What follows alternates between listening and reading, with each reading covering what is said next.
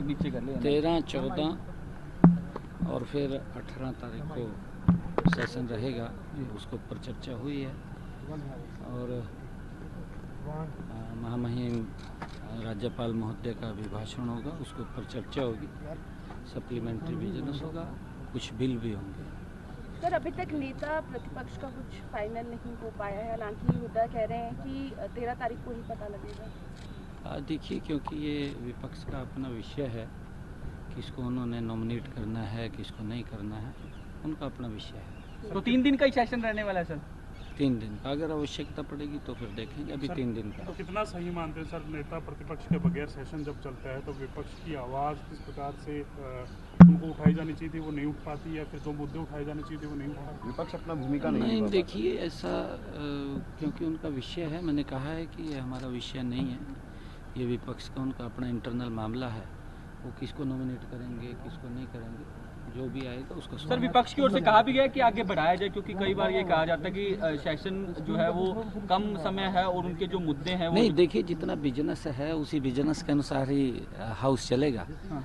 अगर बिजनेस और आएगा तो और चलेगा। तो फिलहाल 3 दिन वो महाराष्ट्र दौरा भी रहने वाला सर आपका? अभी जा रहा हूँ मैं। किस प्रकार से सर रहेंगे सर? नहीं, देखिए, आज पूरे देश के अंदर मोदी जी की गारंटी के ऊपर लोग विश्वास कर रहे हैं। महाराष्ट्र, झारखंड के अंदर भी भारतीय जनता पार्टी आदरणीय मोदी जी के नेतृत्व में बहुत बड़े मार्जिन के साथ वो जीत करके आ रही है। इम्पैक्ट आ जाएगा सर, हरियाणा में जिस तरीके से बहुमत मिला है वो इम्पैक्ट वहाँ पर भी देखते हैं? नहीं, देखिए, सभी इम्पैक्ट देखने को मिलते हैं। तीसरी बार केंद्र में सरकार नरेंद्र मोदी जी के नेतृत्व में बनी है, उसका भी इम्पैक्ट है। और जहाँ जहाँ चुनाव हो रहे हैं वहाँ पर भारतीय जनता पार्टी को बड़ा समर्थन मिल रहा है, लोगों का आशीर्वाद मिल रहा है, उसका भी इम्पैक्ट है। उस सभी इम्पैक्ट है। और वहाँ भी लोग इस बात को वो समझ रहे हैं कि कांग्रेस झूठ को लेकर के बात करती है और झूठे वायदे करती है और झूठ की पराकाष्ठा भी लांघ देती है कांग्रेस, क्योंकि वो इतना झूठ बोलती है कि सामने वाले को भी, जिसने लाभ लेना होता है, उसको भी ये लगने लगता है कि ये तो झूठ है, कुछ नहीं है इसके अंदर और खाली ये तो बातें कर रहे हैं। परंतु मोदी जी की गारंटी के ऊपर विश्वास है लोगों को। मोदी जी जो बोलते हैं वो करते हैं और किया है। सर, किसानों को लेकर जिस तरीके से जुर्माना लगाया गया है पराली जलाने के मुद्दे को लेकर, उसको लेकर विपक्ष का सीधे तौर पे कहना है कि किसानों के साथ न्याय जो है वो नहीं किया जा रहा। नहीं, देखिए, क्योंकि किसानों को, हमारे किसान बड़े समझदार हैं, हम उनको समझा भी रहे हैं। और हमारे यहाँ ऐसा नहीं है कि किसान ज़्यादा पराली जला रहे हैं। अगर हम देखें कि हमने जो पीछे भी बात कही थी, माननीय सुप्रीम कोर्ट ने भी हमारे किसानों को अप्रिशिएट किया था, उनकी प्रशंसा की थी। और अब की बार भी ऐसा नहीं है। और हम अगर सरकार के तौर के ऊपर कुछ उनको इंस्ट्रूमेंट की आवश्यकता है, हमने कहा भी है, वो हम अवेलेबल भी करा रहे हैं और आगे भी करा रहे हैं। सर, कितने दिन का कैंपेन रहेगा सर महाराष्ट्र का आपका? इधर आ जाओ, इधर एक बार पूछ लें।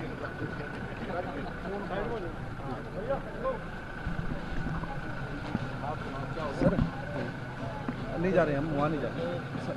अभी एयरलाइंस पूछ रहे, दिल्ली जा रहे हैं।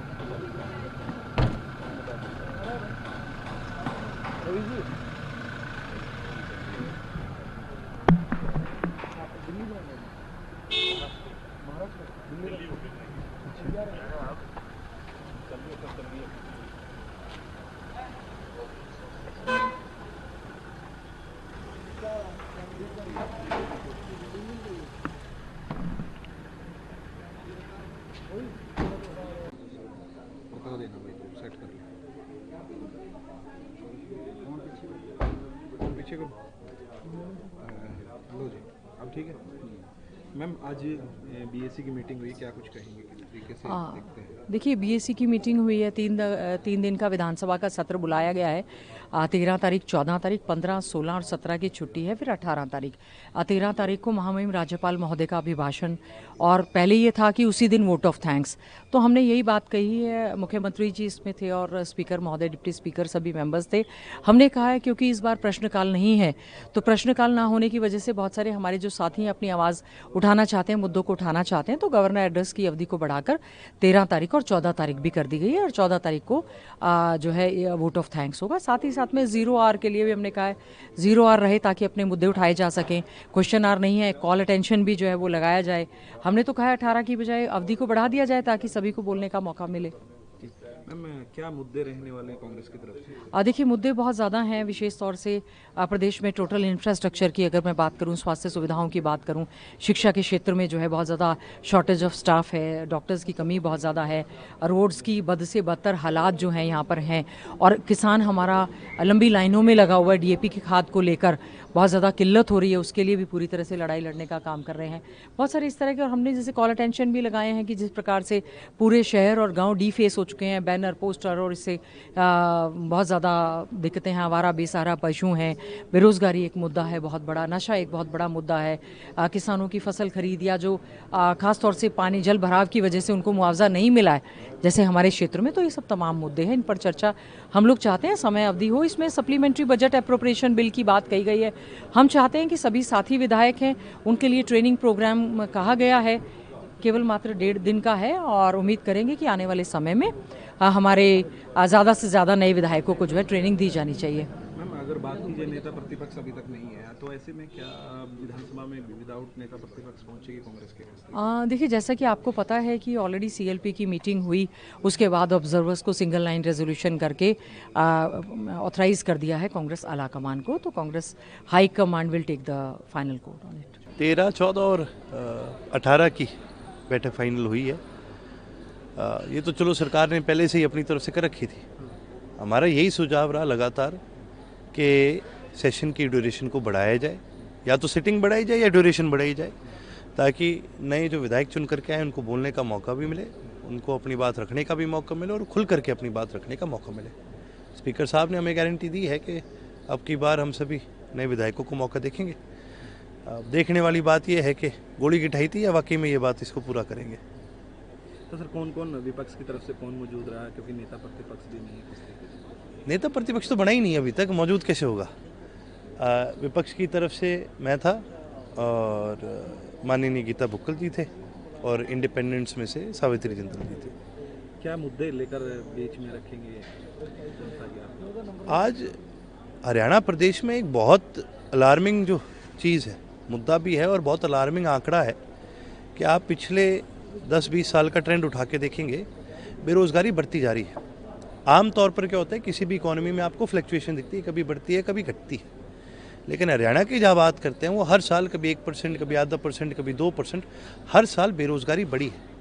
और आज हम इस स्थिति पर आ चुके हैं कि भी हम 38% बेरोज़गारी के आसपास पहुँच गए। मेरे ख्याल 38% हमने बहुत रिसेंटली ये थ्रेशोल्ड क्रॉस करा है।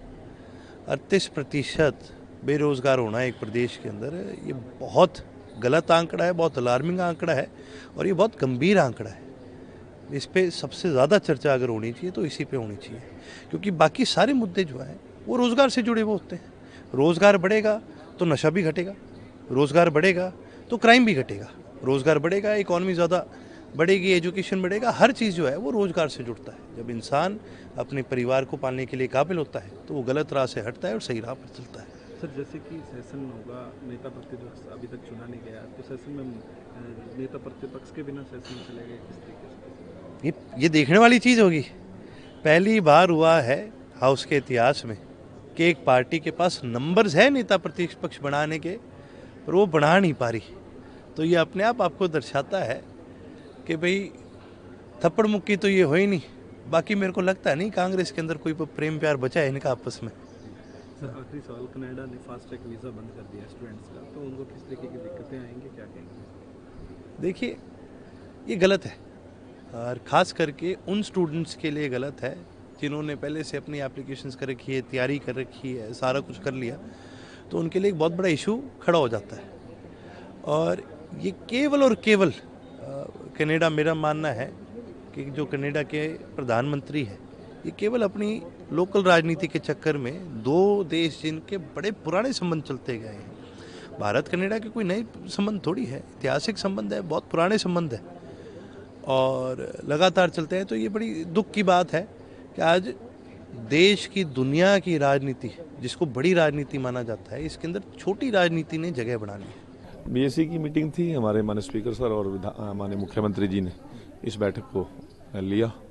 हमारे पार्लियामेंट्री अफेयर मिनिस्टर महिपाल डांडा जी, विधायक आजाद सावित्री जिंदल जी, मैं और डिप्टी स्पीकर सर और हमारे कांग्रेस की तरफ से गीता बुक्कल जी विधायक और अर्जुन चौटाला जी इंडियन नेशनल लोकदल की तरफ से मीटिंग में थे। 13 तारीख को ये सेशन माननीय महामहिम राज्यपाल महोदय जी के अभिभाषण से शुरुआत होगी और 18 तारीख तक ये सेशन चलेगा। बीच में 15, 16 और 17 नवंबर को इसमें ब्रेक रहेगा, छुट्टी रहेगी। परंतु इसमें यह तय किया गया है कि सभी नए और खासतौर से विपक्ष के लोगों को पर्याप्त बोलने का समय मिले और वो अपनी बात रख सकें, इस प्रकार की चिंता की गई है। और हमारी पेपरलेस विधानसभा है, तो नए लोग अभी आए हैं विधानसभा में। नोवा जो पैड है इसके अंदर उसको ऑपरेट करने की ट्रेनिंग देने के लिए हमारे माननीय स्पीकर सर ने कल एक शॉर्ट ट्रेनिंग कैंप हरियाणा निवास में लगभग 5 बजे बुलाया है और 90 के 90 विधायकों को वहाँ पर ट्रेनिंग दी जाएगी। सिर्फ नेता प्रतिपक्ष नहीं है, तो ऐसे में सेशन में कोई इस तरीके से क्या कहेंगे? तो नेता प्रतिपक्ष नहीं है तो हमारे लिए और डेमोक्रेसी के लिए बहुत निंदनीय और चिंतनीय विषय है। डेमोक्रेसी के अंदर जितनी ताकत सत्ता की होती है, उससे ज़्यादा ताकत विपक्ष की होती है। हर मुद्दे पर सरकार को चेताने के लिए, जगाने के लिए और नई नई चीज़ें उठाने के लिए विपक्ष की बड़ी जरूरत होती है। परंतु कांग्रेस तो नेता विहीन, निर्णय विहीन आज इस प्रकार से किस प्रकार सिर्फ टोवल इन लोगों का हुआ है, ये हमारे डेमोक्रेसी के लिए कोई स्वस्थ विषय नहीं है। की बैठक हुई है सर, क्या निर्णय लिया गया सर? आज माननीय स्पीकर सर ने और माननीय मुख्यमंत्री जी ने बीएससी की बैठक बुलाई थी। 13 तारीख से हमारा विधानसभा का सत्र माननीय महामहिम राज्यपाल महोदय के अभिभाषण शुरू होगा और ये 13 और 14 के आफ्टर लंच 13 के बाद दोपहर बाद माननीय गवर्नर साहब का अभिभाषण के ऊपर सभी लोग विधायक बोलेंगे और 14 को भी लंच तक ये चलेगा और उसके बाद लंच के बाद 14 के लंच के बाद मुख्यमंत्री जी धन्यवाद पेश करेंगे और 15, 16 को 17 को छुट्टी रहेगी। फिर 18 तारीख को हमारा बजट का आखिरी दिन होगा। तो ये सारा तय हुआ है और इसमें सबसे बड़ी बात ये तय हुई है कि जितने भी विधायक हैं और ख़ास तौर से जो नए लोग हैं उनको ज़रूर से ज़रूर बोलने का अवसर मिले। उसके साथ साथ कल 5:30 बजे से लेकर 7:30 बजे तक 2 घंटे का सभी विधायकों का एक ट्रेनिंग हरियाणा निवास में तय की गई स्पीकर साहब के द्वारा और ये नए लोगों को एक सीखने का बहुत बड़ा अवसर मिलेगा, क्योंकि नोवा पैड हमारा विधानसभा के सिस्टम में है। सभी लोग उसको शायद अभी ऑपरेट करने की स्थिति में नहीं होते। एक छोटी सी शॉर्ट ट्रेनिंग हम उनको देंगे, उसके बाद एक ट्रेनिंग सेंटर यहाँ पे भी ऑलरेडी चलता है विधानसभा के अंदर भी। जैसा जिसके पास समय होगा, उपलब्धता होगी, उसके इंटरेस्ट के अनुसार विधायक यहाँ पर भी उसको ऑपरेट करना सीख सकते हैं। विपक्ष की तरफ से कोई बैठक में था सर फिलहाल? हाँ जी, विपक्ष की तरफ से कोई बैठक में? विपक्ष की तरफ से माननीय भूपेंद्र सिंह हुड्डा जी ने आना था, पर वो किसी कारण, कोई व्यवस्था के कारण वो नहीं आए। तो हमारी आदरणीय बहन गीता बुक्कल जी और इंडियन नेशनल लोकदल की तरफ से उनके विधायक वहाँ पर उपस्थित रहे और डिप्टी स्पीकर सर और मैं और महिपाल जी, हमारे जो संसदीय कार्य मंत्री हैं, हम सभी लोगों ने पार्टिसिपेट। तरफ से मांग की गई सर कोई सत्र का समय बढ़ाने के लिए? नहीं, वो सारी बातें बैठ के तय हो गई हैं। बाकी वो आपसे अपनी बात कर लें। तरफ से कौन था? इन अलग तरफ से वो अर्जुन चौटाला जी थे। सर विपक्ष भी अपनी तैयारी कर रहा है सरकार को घेरने के लिए। खाद का मुद्दा है, फसलों के एमएसपी का मुद्दा है, कई तरह के मुद्दों को लेकर तैयारी कर रहा है कि सरकार को घेरेंगे इस बार। नहीं, उनका विपक्ष की जिम्मेवारी बनती है सरकार को चेताना यदि कहीं कमी लगती है, परंतु सरकार हर मोर्चे पे अपनी तैयारी के साथ है और हमने वादा करके लोगों के बीच में आए हैं। तीसरी बार लगातार हम आ रहे हैं, तो लोगों को हम पर विश्वास भी है और जो चीज़ें हैं सभी। मैं आपके माध्यम से एक बात और कहना चाहता हूँ, कोई पैनिक होने की जरूरत नहीं है। खाद के मुद्दे पर पर्याप्त मात्रा में खाद उपलब्ध है और किसान को हमारी हरियाणा सरकार की तरफ से वादा है कि 1% भी कोई उनको दिक्कत नहीं आने दी जाएगी।